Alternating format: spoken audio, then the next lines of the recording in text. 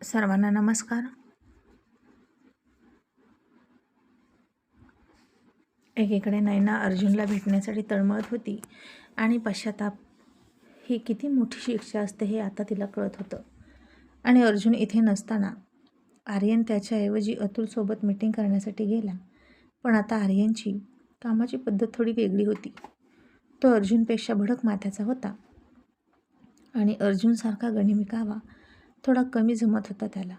आणि समोरची पार्टी आणि आर्यन यांचं काही जमेना. आणि आता अतुललासुद्धा वाटलं की ही डील फिसकटणार आणि हे प्रोजेक्ट हातातून गेलं तर गेलं. समुद्रातून एक चमचाभर किंवा तांब्याभर पाणी काढल्यानं त्याला जसा काही फरक पडत नाही किंवा अस्वलावरच्या अंगावरचा एखादा दुसरा केस गळाला तर त्याला काही फरक पडत नाही, तसं देसाई इंडस्ट्रीजला एखादं कॉन्ट्रॅक्ट नाही मिळालं तर फरक पडत नव्हता. पण समोरच्या कंपनीला मात्र खूप म्हणजे खूप फरक पडणार होता जर ही डील कॅन्सल झाली तर. कारण अर्जुन सरांसोबत काम करणं म्हणजेच जग जिंकल्याचा आनंद. आणि आता आर्यनने तर अजिबात व्यवस्थित चर्चा केली नाही त्या लोकांशी. आणि समोरच्या क्लायंटने अतुलकडे बघितलं आणि अतुल काहीतरी पॉझिटिव्ह बोलेल असं त्याला वाटलं. पण अतुलसुद्धा म्हणाला समोरच्या क्लायंटला, I am sorry, boss is always right and now this time. आत्ता यावेळी आमचे बॉस आर्यन सर आहेत आणि मी काहीच नाही बोलू शकत त्याच्यापुढे. आणि आता समोरच्या क्लायंटने म्हणजेच त्या कंपनीचे CEO होते, त्यांनी त्यांच्या सेक्रेटरीला इशारा केला त्यांच्या पद्धतीनं कॉन्ट्रॅक्ट करण्यासाठी. आणि तिनं लगेच तिच्या पर्समधून एक लिफाफा काढला आणि आर्यनच्या समोर ठेवला आणि हसून त्याला म्हणाली, सर हे तुमच्यासाठी स्पेशल गिफ्ट. आणि आता आर्यनने हे बघितलं, त्याच्यामध्ये कंडोम होता आणि रूमचा नंबर. आणि याचा अर्थ काय होतो हे समजायला आर्यनला वेळ नाही लागला. आणि त्यानं त्या सेक्रेटरीकडे थोडंसं रागात बघितलं आणि तिनं त्याला हसून डोळा मारला आणि मी रूममध्ये जाते असं त्याला बोटाने खुणवलं आणि पुढं निघून गेली. आणि आर्यनच्या समोरच्या CEOला म्हणाला, हे काय आहे मिस्टर, तुम्ही हे असं वागून प्रोजेक्ट मिळवता का? आणि हे कोणत्या बिझनेस रूलमध्ये बसतं? आणि ते CEO म्हणाले, काय करणार सर, हल्ली असंच करावं लागतं. कधी कधी गॉसिप करून डील फायनल होत नाही. मग जिथे आम्ही पैशाचं पॅकेज देऊन मॅनेज करतो तिथं करतो. आणि जर तेही करून भागलं नाही तर मात्र असे हनी ट्रॅप करावे लागतात. कारण आजकाल लोकांना पैशाची कडकी नाही पण कडक लडकी मात्र मिळत नाही. आणि सर मी तुम्हाला शब्द देतो की तुमच्या सेवेत कुठेच पडणार नाही कमिती. तुम्ही आरामात जा, तुम्हाला हवा तेवढा एन्जॉय करा. मी आणि श्रीवास्तव सर इथेच तुमची वाट बघतो आणि मगच आपली डील फायनल होईल. मला काहीही घाई नाही. आणि यानंतर तुम्ही सांगाल तिथं ती मुलगी येईल. आणि आता हे ऐकलं आणि आर्यन भडकला आणि त्यानं अतुलकडे बघितलं. आता अतुललासुद्धा दिसत होतं की आर्यन चिडला आहे. पण आता अशावेळी तो काय करतोय हेच अतुलला बघायचं होतं. त्यामुळे तो थोडा डोकं खाजवत शांत राहिला. कारण हे असले हनी ट्रॅप अर्जुन सरांवर आत्तापर्यंत हजारो वेळा आले होते. पण त्या प्रत्येकातून ते सही सलामत बाहेर पडले होते. कधीच कशात अडकले नव्हते. मग आता त्यांचा टायगर यातून कसा मार्ग काढतोय हेच अतुलला बघायचं होतं. आणि आर्यन अतुलकडे बघून म्हणाला, अंकल ही कोणती बिझनेस स्ट्रॅटेजी आहे? आणि अतुल खांदे उडवून म्हणाला, आर्यन सर ही प्रत्येकाची बिझनेस करण्याची पद्धत आहे. आपण त्याला अपोज नाही करू शकत. मान्य आहे की आपल्याकडे हे चालत नाही पण त्यांच्याकडे चालतं. म्हणजे त्यांच्याकडे जे चालतं तेच करणार ना. आणि आता तुम्ही काय कराल, डील करताय की कॅन्सल करता? आणि आर्यनं थोडा विचार केला. आणि आता ह्या CEOचं थोबाड फोडूनसुद्धा उपयोग नव्हता, नाहीतर उगीच त्याची इज्जत गेली असती. आणि आता आर्यनने त्या CEOकडे थोडंसं बारीक नजरेनं बघितलं आणि अतुलला म्हणाला, अंकल मी आलो, तुम्ही इथेच माझा वेट करा असं म्हणून तो गेला. आणि अतुल म्हणाला ओके. आणि जसं आर्यन गेला तसं अर्जुनकडे लगेच अतुलनं फोन केला. आणि आता अर्जुन झोपला होता बिचारा, कारण US मध्ये रात्र होती. आणि अतुलचा फोन बघितला आणि अर्जुन US च्या घरात झोप घेत असताना त्याला काही झाले की काय म्हणून अर्जुन खडबडून जागा झाला आणि फोन घेऊन म्हणाला, अतुल आर यू ओके? तू ठीक आहेस ना? तू इतक्या रात्री फोन का केला? आणि अतुल घड्याळात बघून म्हणाला, सर रात्र कुठे आहे सर, आता 11 वाजत आहेत तेही दिवसाचे. आणि अर्जुननं डोकं चोळलं आणि म्हणाला, डफर, मी इंडियामध्ये नाही, मी US मध्ये आहे. आज तू सकाळी सकाळी ड्रिंक केलीस का? तू विसरलास का मी इकडे आहे ते? आणि अतुल म्हणाला, सॉरी सॉरी सर. आणि अर्जुन म्हणाला, ते सॉरी राहू दे बाजूला, तुझ्या सॉरीचा मी आचार घालू का? माझी झोप तू ऑलरेडी डिस्टर्ब केली. आता पटकन बोल, काय काम होतं?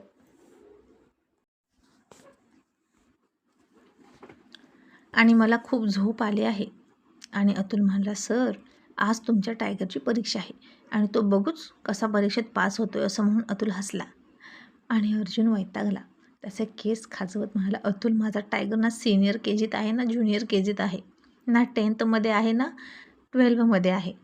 यार पटकन बोल, कसली परीक्षा? आणि अतुल म्हणाला, सर आज त्याच्या चारित्र्याची परीक्षा आहे.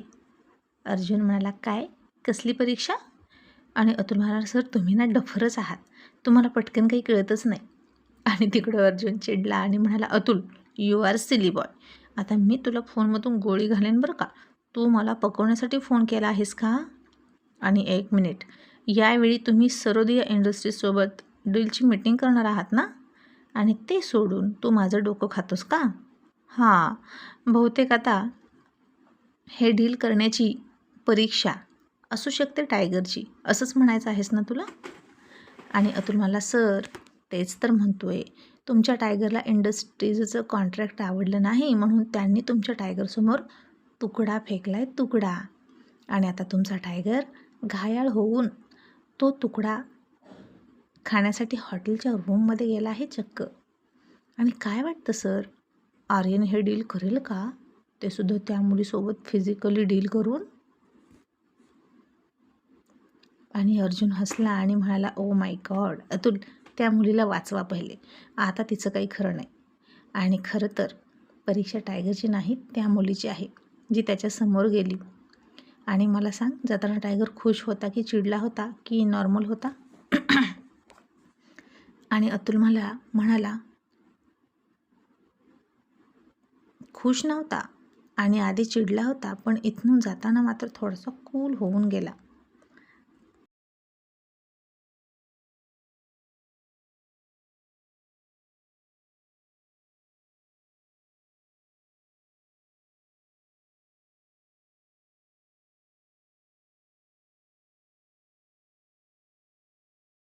आणि अर्जुन म्हणाला, मर गए, आता त्या मुलीचं काही खरं नाही, आता देव तिचं रक्षण करो असं म्हणायची वेळ आली. आणि बघा, तिला वाचवला तर वाचवा माझ्या टायगरच्या हातातून, असं म्हणून अर्जुननं गुड नाईट म्हणून फोन ठेवला. अतुलसुद्धा इकडे हसला. आणि आर्यन आता रूममध्ये गेला तर ती मुलगी बेडवर पायावर पाय टाकून मादक अदा करत बसली होती. आणि तिचे मांड्यांपर्यंतचे शॉर्ट कपडे होते, त्यामुळे ती खूप हॉट वाटत होती. आणि आर्यन आतमध्ये आला तशी ती म्हणाली, हे हाय हँडसम, डोर लॉक करून घे ना, आणि मला माहीत आहे तू नक्की येणार. माझे बॉस आहेत ना, त्यांना डील करायला नाही ना जमली की मग हे असेच माझ्याकडून डील करून घेतात. आणि आजपर्यंत अशी एकही केस नाही जी मी डील करण्यासाठी हातात घेतली आणि सक्सेस नाही केली. आता आर्यन थोडासा हसला आणि म्हणाला, ओके, मग हे असंच चालतं का तुमच्यात? आणि काय गं, तुमचे CEO आहेत, ते तुझ्यासह आणखीन किती जणींचा असा वापर करतात? समज मला तू नाही पसंत आली तर नेक्स्ट टाईम ते कोणाला पाठवतील? आणि ती मुलगी म्हणाली, अजून आहेत ना, अजून 3-4 जणी तयारच आहेत.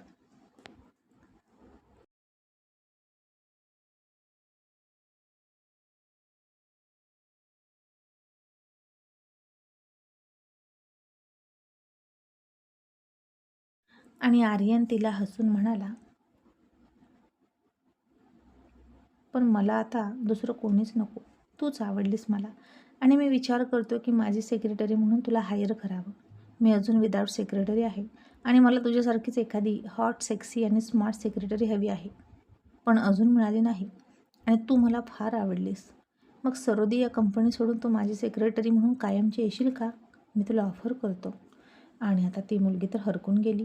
आर्यन देसाईची सेक्रेटरी बनायला मिळतंय आणि ही सुवर्णसंधी चालून आली आणि ती खूप खुश झाली आणि म्हणाली, चालेल, मी सुद्धा खूप कंटाळले आहे. दरवेळी बॉसचं ऐकायचं आणि प्रत्येकाला एंटरटेन करायचं.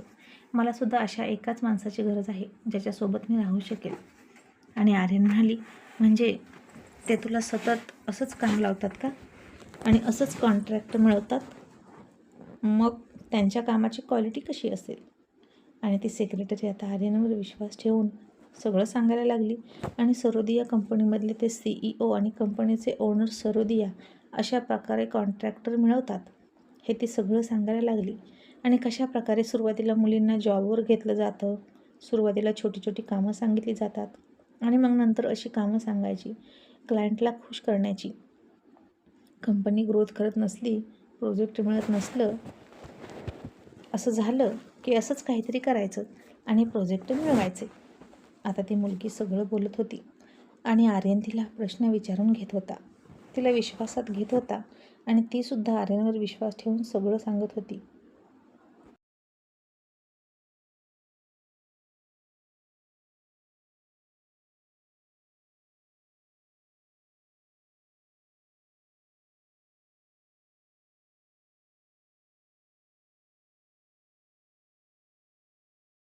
आणि इतक्या तिकडे CEOचा फोन वाजला आणि त्याचवेळी तो खुश होऊन अतुलच्या समोर बसला होता आणि त्याच्या ओनरचा फोन आला हे बघून तो हसतच म्हणाला, सर, डील फायनल होणार म्हणजे होणार. डोंट वरी सर, मी तुम्हाला फोन करणारच होतो. पेपर्स रेडी आहेत. आर्यन सर सही करणारच होते. आणि तिकडून मिस्टर सरोदिया खूप चिडून म्हणाले, अहो कसली डील, कोणती डील, तुम्ही मूर्ख आहात का? तुम्ही न्यूज बघता की नाही? आता न्यूजमध्ये ही ब्रेकिंग न्यूज सुरू आहे आणि आपल्या कंपनीचे, तुमचे आणि माझे अब्रूचे धिंडवडे काढत आहे ती मुलगी. तिला पटकन तोंड बंद करायला सांगा.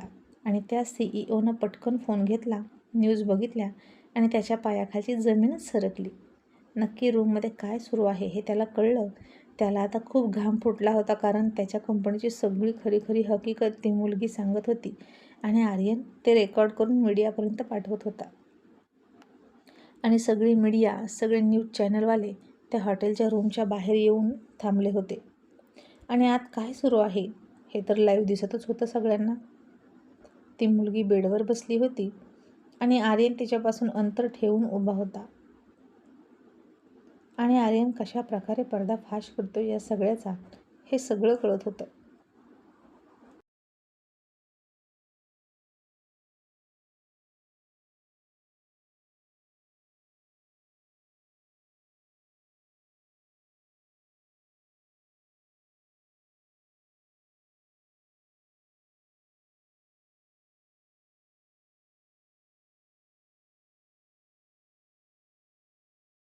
आणि आता तो CEO पळतच त्या रूमकडे गेला आणि त्यानं पटकन दरवाजा उघडला. आर्यनच्या बटनजवळ लावलेला कॉलरचा मायक्रो कॅमेरा बघितला आणि तो आर्यनला धक्काबुक्की करत तो कॅमेरा काढून घ्यायला लागला. तसं आर्यनने त्याचा हात पकडला, मागे वळून पिरगळला आणि रागात म्हणाला, how dare you touch me, मला हात लावण्याची तुझी हिंमत कशी झाली? असं म्हणून त्यानं त्याच्या कानाखाली द्यायला सुरुवात केली आणि त्याला मीडियासमोर ढकलला आणि म्हणाला, बघा आणि अख्ख्या जगाला दाखवा सरोदिया कंपनीची असली हकीकत. प्रामाणिकपणे बिझनेस करायचा सोडला आणि हे असले धंदे करतात. जर तुम्ही प्रामाणिकपणे क्लायंट मिळवले आणि प्रामाणिकपणे काम केलं तर तुम्हाला का नाही प्रोजेक्ट मिळणार? आणि आता तो CEO आणि त्याची ती सेक्रेटरी तोंड लपवायला लागले. तिलाही वाटलं नव्हतं की आर्यन असं काहीतरी करेल, कारण आजपर्यंत कोणीच असं केलं नव्हतं. सगळेजण तिच्या सेक्सी बॉडीला बोलून तिच्यावर तुटून पडायचे आणि डील फायनल करून निघून जायचे. मग नंतर हे प्रोजेक्ट कसं का होईना नुकसान होणार ते मालकाचं, पण सध्या तरी आपलाच फायदा करून घेऊन जायचे. पण आर्यनने मात्र त्यांना चांगला धडा शिकवला. आता त्यांना जेल वगैरे होणार नव्हती, पण नक्कीच त्यांची कंपनी आणि त्या कंपनीची प्रतिष्ठा ढासळणार होती मार्केटमध्ये. आणि मिस्टर सरोदिया आर्यनवर चिडून राहिला आणि बिझनेस वर्ल्डमधला आर्यनचा हा दुसरा शत्रू निर्माण झाला. कारण पहिला शत्रू तो होता जो ज्याच्याकडून आर्यनने एक्स्ट्रा पैसे खर्च करून माल घ्यायला नकार दिला होता आणि त्याने अर्जुनचं सुद्धा ऐकलं नव्हतं. तो सुद्धा आर्यनवर खार खाऊन होता. माल सप्लाय करणारा माणूस. पण तो केवळ अर्जुनचा मुलगा आहे म्हणून आजपर्यंत त्यानं आर्यनला धक्का लावला नव्हता. कारण इतकी वर्षे अर्जुन आणि त्याच्यामध्ये काम सुरू होतं. तो अर्जुनला माल सप्लाय करायचा. पण आता आर्यनने मात्र स्वतःचा फायदा बघत त्याच्याकडून रॉ मटेरियल घेणं बंद केलं होतं आणि तेव्हापासून त्याचाही धंदा थोडा मंदीमध्ये सुरू होता. मग आता ही बातमी सगळीकडे पसरली आणि पुन्हा एकदा आर्यन कॅमेऱ्यासमोर आला आणि सगळ्याच बिझनेसमॅनला धमक्या देत म्हणाला, बिझनेस जितका प्रामाणिकपणे कराल तितका सक्सेस तुम्हाला जास्त मिळेल. हे असले धंदे करून मिळणारे सक्सेस जास्त काळ टिकत नसतं, एवढं लक्षात ठेवा. आता आर्यनचं सगळीकडे कौतुक सुरू होतं. पण शत्रूंचं काय? शत्रू डोकं वर काढायला लागले आणि याचा बाप इतकी वर्ष आपल्या डोक्यावर बसला, बिझनेसचा बादशाह होऊन, आणि मग आता त्याचा मुलगाही असाच डोक्यावर बसणार यात वाद नाही. त्यामुळे वेळीच याची नांगी ठेचली पाहिजे असं काहींच्या मनात यायला लागलं. कारण अर्जुन नंतर काही जणांना वाटायचं की दुसरा अर्जुन तयार होणार नाही. मग आपलंच राज्य असेल आणि अर्जुन कधी बिझनेसमधून रिटायरमेंट घेतोय असेच सगळे वाट बघत बसले होते काहीजण. पण आता आजचा आर्यनचा डॅशिंग लुक आणि त्याची धमकी ऐकून बऱ्याच जणांचे धाबे दणाणले. आणि दुसऱ्या दिवशी अर्जुननं ही बातमी बघितली तेव्हा फक्त गालात हसला आणि म्हणाला, बाप से बेटा सवाई.